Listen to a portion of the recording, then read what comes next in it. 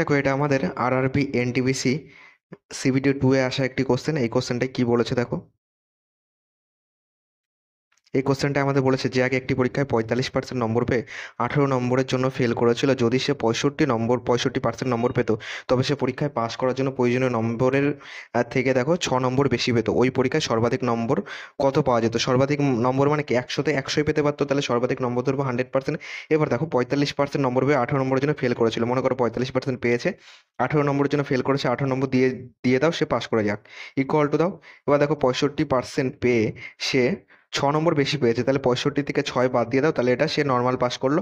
এটাও plane pass, এটাও plane pass. এবার দুটোকে ক্যালকুলেশন করো, 45% পার্সেন্টগুলিকে একদিকে আনো, 65% হয়ে গেল, -6 -18 হয়ে গেল। আর 18 আর 6 কত হচ্ছে? -24 পাচ্ছি, এখান থেকে বিয়োগ করো, 5 5 মিলে গেলে 0। এখানে 4 2 6 -20% পাচ্ছি, তো এখান থেকে মাইনাস মাইনাস কেটে দাও। এবার দেখো আমার লাগবে 100%-এর মান, তাহলে 20-কে কত দিয়ে গুণ করলে বলো 100 হয়? 20-কে 5 দিয়ে গুণ করলে তোমরা বলবে 100 হয়, তাহলে 24-কেও 5 দিয়ে গুণ করবে।